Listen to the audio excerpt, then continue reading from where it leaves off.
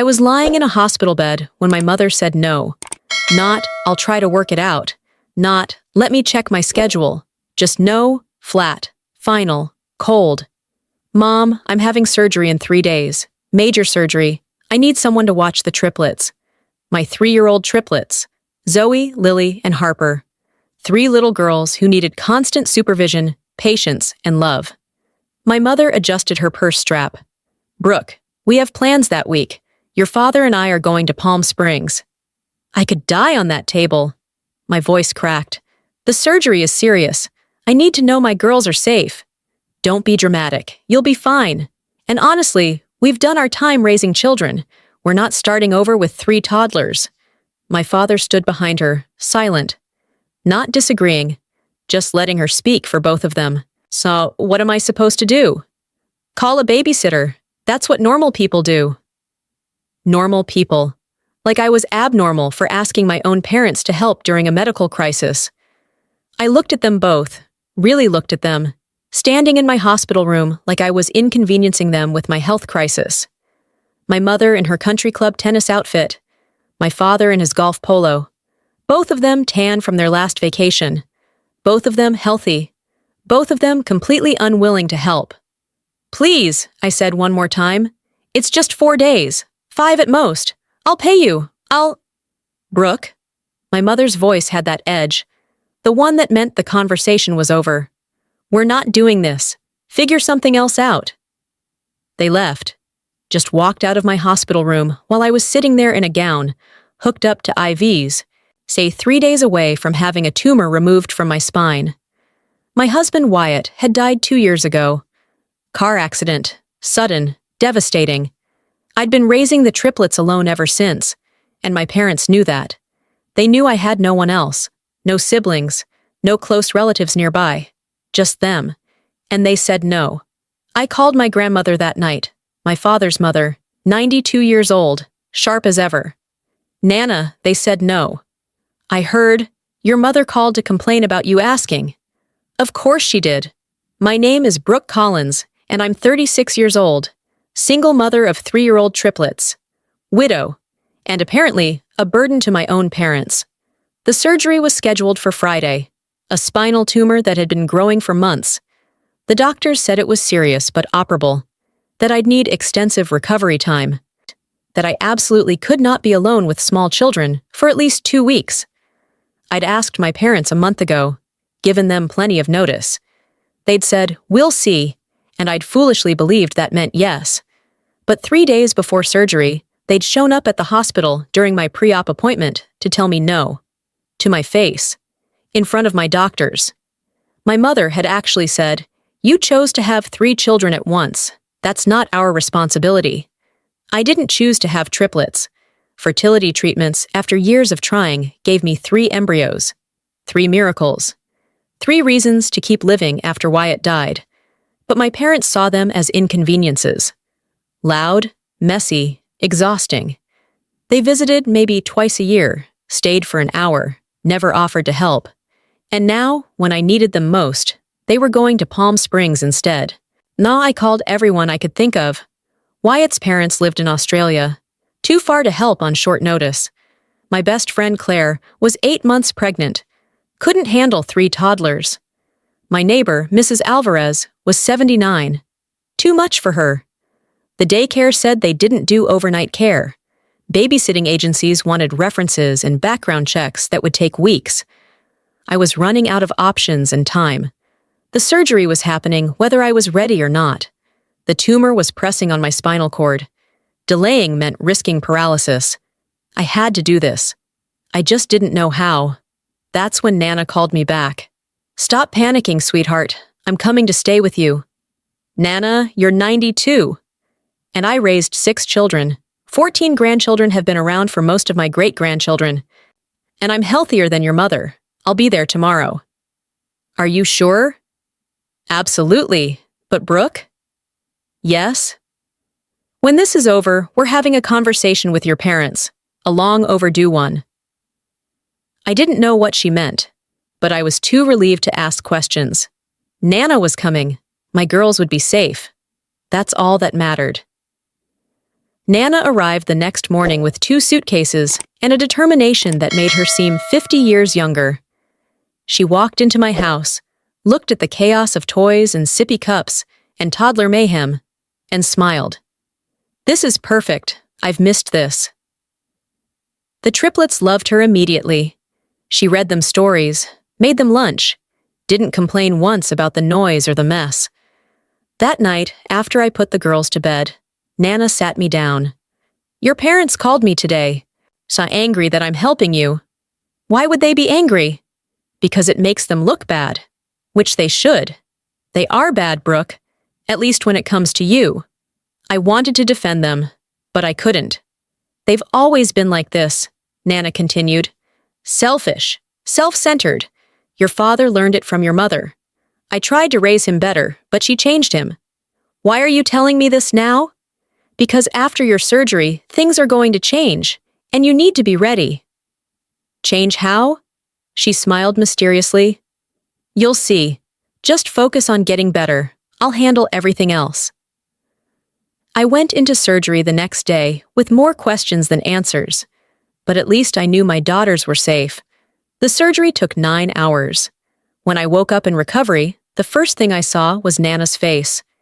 "You did it, sweetheart. The tumor's gone." "You're going to be fine," I cried. From relief, from pain, from gratitude. The girls? Perfect.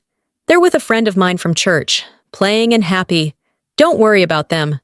Over the next 3 days in the hospital, Nana visited every day. Alone. My parents didn't come, didn't call, didn't text. On the 4th day, my mother finally texted, "Heard surgery went well. Glad you're okay." That was it. No apology, no offer to help, no acknowledgement that they'd abandoned me. I showed Nana the text. She read it and shook her head. "That's about to change." "What do you mean?" "You'll see. Tomorrow, when you come home." I was released the next day. Nana had transformed my house. Meal prep done, laundry folded, toys organized. The triplets had a routine. Everything was perfect.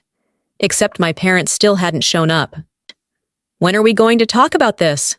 I asked Nana. "Soon. Very soon. First, you need to rest. Then we'll have a family meeting."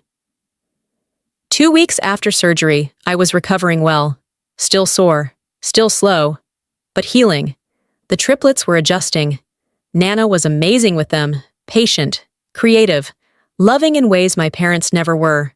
Then, Nana announced we were having a family dinner. "I've invited your parents, and my lawyer." "Your lawyer? Why?" "You'll see. Just trust me, Brooke." My parents showed up looking annoyed, like they were doing us a huge favor by attending. My mother kissed my cheek like nothing had happened. "You look good, see? We told you you'd be fine." My father nodded. "Glad the surgery worked out." They hadn't asked about it, hadn't visited, hadn't helped, and now they were acting like concerned parents. I was so angry I could barely speak. We sat down for dinner, Nana at the head of the table, my parents across from me. The lawyer, Mr. Patterson, sat quietly beside Nana. "Why is he here?" my mother asked. "Because we're discussing my estate," Nana said calmly. My parents perked up immediately, like sharks smelling blood. "Your estate?" my father asked. "Is everything okay? Are you sick?" "I'm fine, but I've made some changes I want to discuss with the family." Nana pulled out a folder, slid it across the table. "This is my updated will, effective immediately." My mother opened it, started reading. Her face went from curious to pale to red. "This can't be right."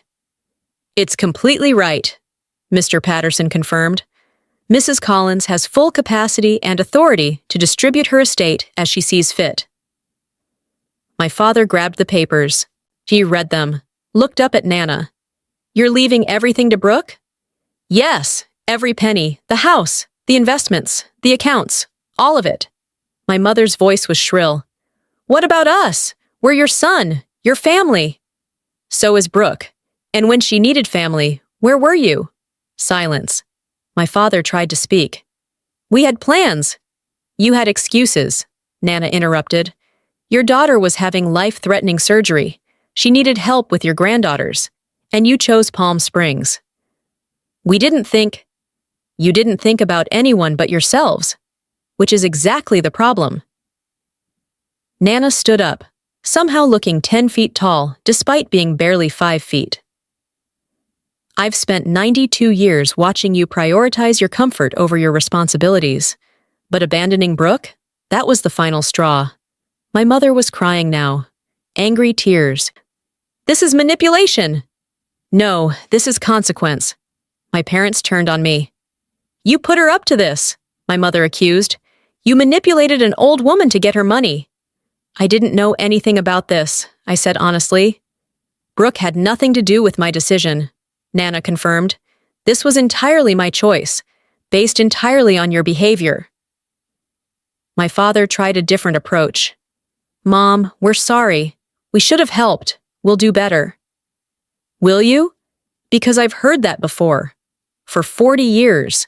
She pulled out more papers. These are records. Every time Brooke needed you. Every birthday you missed. Every call you ignored.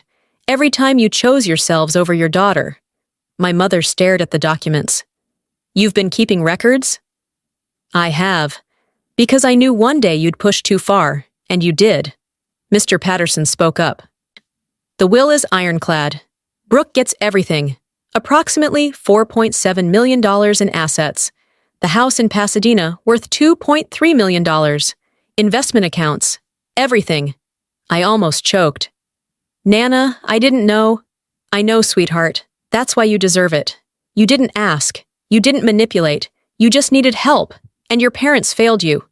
My mother stood up. We're contesting this. Go ahead, Mr. Patterson said. You'll lose, and you'll pay legal fees. Mrs. Collins is of sound mind. The will is legal. You have no case. My parents stormed out. Didn't say goodbye. Didn't look at the triplets. Just left. Furious. Entitled. Unchanged. I sat there in shock. Nana, you didn't have to do this. Yes, I did. I've enabled their behavior for too long. Let them be selfish because it was easier than confrontation. But watching them abandon you? I couldn't ignore it anymore. She took my hand. You're a wonderful mother. You've been through hell. You deserved support. They gave you nothing, so now they get nothing. They're going to hate me. They already took you for granted. This just makes them show it openly. Mr. Patterson packed up his briefcase. Mrs. Collins, if they do contest, call me immediately. But I doubt they will. The evidence is overwhelming. After he left, Nana looked at me. I'm not doing this to be cruel. I'm doing it to protect you and those girls. You need security, stability. They need to learn that actions have consequences. What if they try to make amends? Then they'll have to prove it. Not with words, with years of changed behavior. And even then, my will stands. Because you earned this by being a good person, not by demanding it. My parents didn't call for 3 weeks. Then my mother texted, "We need to talk, just us." I met her at a coffee shop. She looked tired, older. I'm not apologizing for Nana's will, I said immediately. I didn't ask for it. I know. She stirred her coffee. Your father and I have been talking about everything, about how we treated you. And we were wrong. About the surgery, about not helping, about a lot of things. I wanted to believe her, but I'd been disappointed too many times. Why didn't you help me, Mom? Really? She was quiet for a long time. Because we didn't want to be inconvenienced. That's the truth.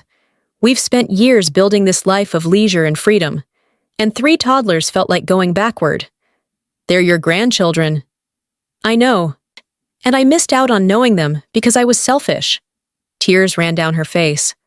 I'm sorry, Brooke. Really sorry. It was the first real apology she'd ever given me. What about Dad? He's sorry too, but he's too proud to say it yet. You know how he is. I did know. My father never apologized, never admitted fault. What do you want from me? Nothing. I just wanted you to know that we see it now, what we did, what we've been doing your whole life. She paused. I don't expect you to forgive us. but I wanted you to hear it. Over the next few months, my parents tried. Not perfectly, not consistently, but they tried. My mother started coming over once a week, bringing groceries, playing with the girls. My father took longer, but eventually he showed up too. Awkward, uncomfortable, but present. Nana watched it all with cautious optimism.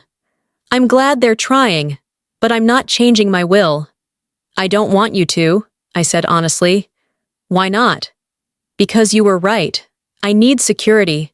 The girls need stability. Your estate gives us that. It's not about punishing them anymore. It's about protecting us.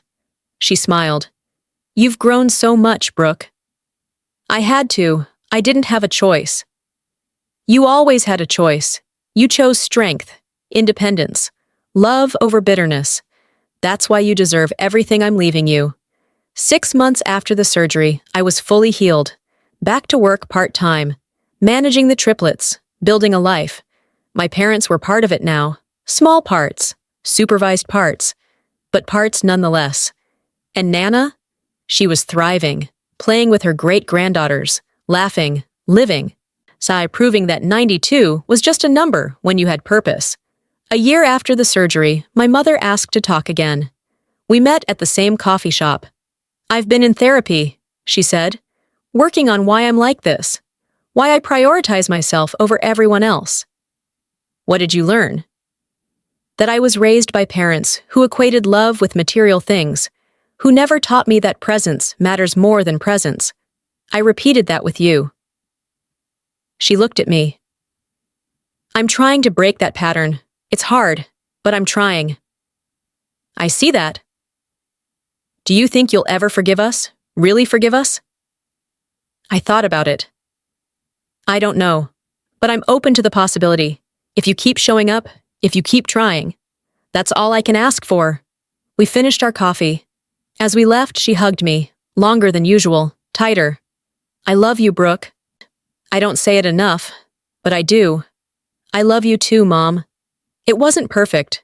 We weren't healed, but we were trying. And that was more than we'd had before. My father came around slower, but eventually he did. Started taking the girls to the park, teaching them things, being a grandfather, not a great one, but present. That counted for something. Nana lived to see the triplets turn 5. She was at their birthday party, laughing, playing, loving every minute. 2 weeks later, she passed away peacefully in her sleep. No pain, no suffering. Just went to bed and didn't wake up. I was devastated, but grateful. Grateful she'd seen the girls grow. Grateful she'd forced my parents to change. Grateful she'd protected us when no one else would. The will was read a week later. Everything to me, exactly as she'd promised. $4.7 million in liquid assets. The Pasadena house worth $2.8 million now. Investment accounts. Everything. My parents attended the reading. They didn't contest it, didn't argue, just accepted it. After the lawyer finished, my mother approached me. She did the right thing, leaving it to you. You're not angry? I was. For a long time. But she was right. You needed it. You deserved it. And we didn't. My father nodded. Didn't speak. But nodded. It was the most acknowledgement I'd ever gotten from him. I used the money wisely, paid off my house, set up college funds for the girls, invested the rest, lived modestly, honored Nana's legacy by being smart and careful. 3 years after Nana died, my parents had fully changed. They were involved grandparents now, present, helpful, loving in their own awkward way. My mother watched the girls once a week. My father took them to museums. They weren't perfect, but they were family, real family. One day, my mother said something that surprised me. I'm glad Nana changed her will. Why? Because it woke us up, made us see what we were losing. If she'd left us the money, we would have kept being selfish. This forced us to change or lose you completely. And Dad feels the same way? He does. He won't say it, but he does. I believed her. My father showed his feelings through actions now, not words. But I'd learned to read him. The triplets were 7 now, thriving, happy, secure. They knew their grandparents, loved them, but they also knew Nana's story, how she'd saved us, protected us, loved us when others wouldn't. I told them that story often, wanted them to remember that family isn't just biology. It's showing up, choosing love, doing the hard thing when it matters most. People ask me sometimes if I felt guilty about getting Nana's entire estate. I didn't. Not even a little. Because I understood something my parents didn't. The money wasn't a reward. It was a tool to build security for my daughters, to give them opportunities, to create stability in a life that had been chaotic and hard. Nana understood that. She'd seen me struggle after Wyatt died, seen me work 2 jobs, seen me cry when I couldn't afford the triplets' medical bills, seen me sacrifice everything for my girls, and she'd seen my parents do nothing. So she made a choice. Not out of spite, out of love. Love for me. Love for her great-granddaughters. Love for what family should be. The inheritance changed our lives. The girls went to good schools. We took vacations. I didn't have to work myself to death. We had breathing room, peace, security. And my parents? They learned that love isn't about convenience. It's about sacrifice, about showing up when it's hard, about being there when you're needed, not just when it's easy. 5 years after Nana's death, something unexpected happened. My father got sick, cancer, aggressive. He had maybe 6 months. My mother was falling apart. Couldn't handle it. Couldn't process it. She called me crying. I don't know what to do. I did. I showed up, took my father to appointments, sat with him during chemo, helped my mother manage everything. My father looked at me one day, weak from treatment. You didn't have to do this, after everything we did. I know. Why are you here? Because this is what family does, shows up, even when it's hard, even when it hurts. He cried. My father, who never cried, cried. I'm sorry, for all of it, for not being there, for failing you. I know, Dad, I forgive you. He died 3 weeks later, peacefully, with me and my mother beside him. At his funeral, my mother held my hand. Thank you for being here, for forgiving him, for being the bigger person. I learned it from Nana. She raised you better than we did. She gave me what you couldn't, but you're giving it now, to the girls. That matters too. My mother changed completely after my father died. She sold their big house, moved into a smaller place near me, started babysitting regularly, became the grandmother she should have been from the start. The triplets loved her, forgave her in the way children do, completely, unconditionally. I watched her play with them one day and saw it. The change, the growth, the real love. You're good with them, I said. I wish I'd been this way from the beginning. You're here now, that's what matters. She looked at me. I don't deserve your forgiveness. Probably not. But I'm giving it anyway, because holding on to anger only hurts me. Not you. She hugged me. Your grandmother would be proud of you. I hope so. I thought about Nana often, about the choice she'd made, about the will that changed everything. Some people thought it was cruel, cutting out her son, leaving everything to her granddaughter. But I understood it. She wasn't being cruel. She was being clear about what mattered, clear about who deserved her legacy, clear about protecting the people who couldn't protect themselves. The triplets are 10 now, smart, kind, thriving. They know the story of how Nana saved us, how she stood up to my parents, how she chose us when others wouldn't. They ask me sometimes if I'm still angry at Grandma and Grandpa. No, I tell them honestly. They made mistakes, but they changed, and people who change deserve forgiveness. Did Nana forgive them? I don't know, but she loved them, even when she was disappointed in them. That's the truth. Nana never stopped loving my father. She just stopped enabling him, stopped pretending his behavior was acceptable, stopped sacrificing me to keep peace. The inheritance sits in careful investments now, growing, secure, building wealth for the girls' futures.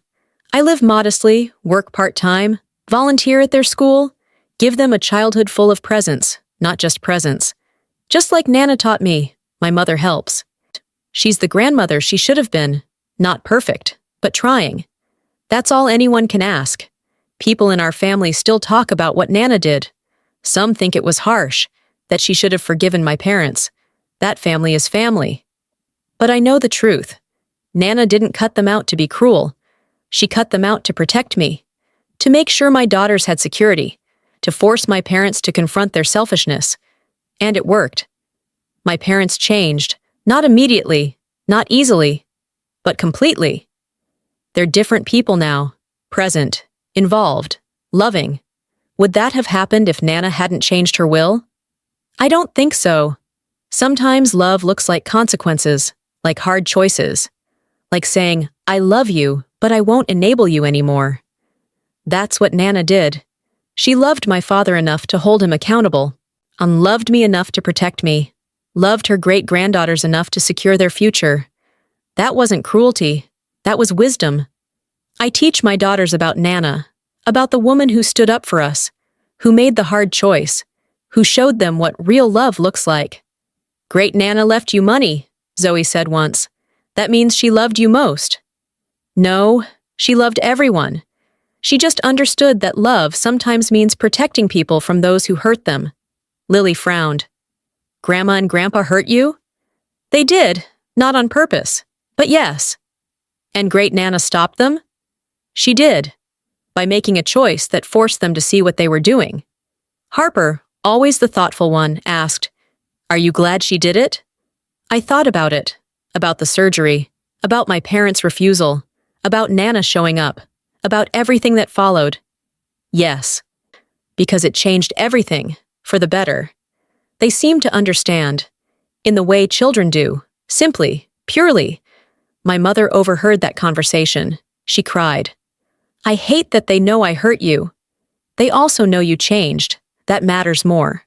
10 years after Nana died, I did something unexpected.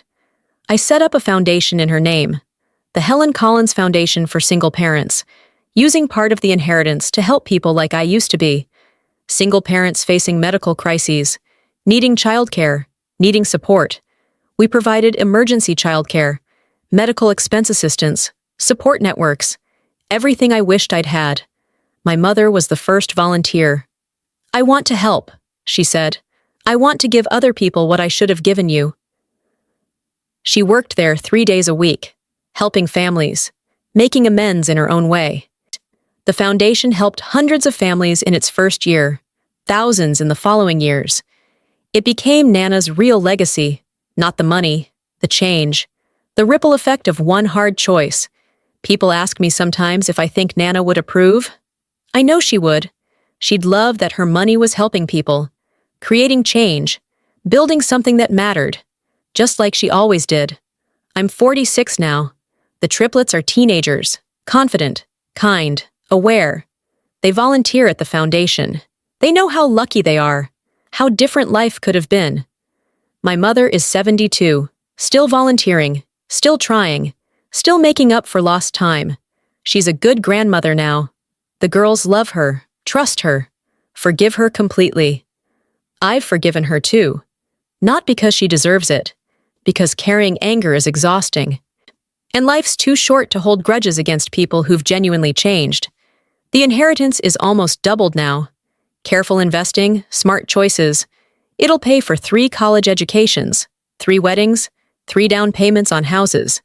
Everything Nana wanted for us. Security, stability, freedom. Sometimes I visit her grave, tell her what's happening, thank her for her courage. You saved us, I tell her stone, when no one else would. Thank you. People still debate whether Nana did the right thing. Family members whisper about it at gatherings. Some think she was too harsh. Others think she was brave. I think she was both. Harsh enough to force change, brave enough to make an unpopular choice, loving enough to protect those who needed it. My parents' refusal to help during my surgery revealed something important. It showed who they were at their core. Selfish, self-centered, unwilling to sacrifice comfort for family. Nana's will forced them to confront that truth, to choose between staying the same or changing. They chose to change. Not immediately, not easily, but eventually. And that change saved our family. Not the money. The accountability. The consequence. The hard truth that actions matter. That you can't treat people terribly and expect inheritance. That love requires more than biology. It requires showing up. My parents refused to care for my triplets during my surgery. They chose Palm Springs over helping me through a medical crisis. They left me desperate and alone. And their faces when Nana spoke, when she revealed her will, when she held them accountable, were priceless. Shock, anger, disbelief. Then, slowly, understanding. Not everyone gets a second chance. But my parents did. Because Nana's choice didn't just punish them. It freed them. Freed them from their selfishness. Forced them to grow. Gave them the opportunity to become the people they should have been all along. And they took it. Eventually. Imperfectly. But completely. Now, when I look at my daughters with their grandmother, I see what Nana saw. The possibility of change. The power of accountability. The importance of protecting those who can't protect themselves. Nana's inheritance wasn't just money. It was a lesson. That love sometimes looks like consequences. That family means showing up. That the people who deserve your legacy are the ones who are there when it's hard, not just when it's easy. And that lesson, more than the millions, changed everything. For all of us. Forever.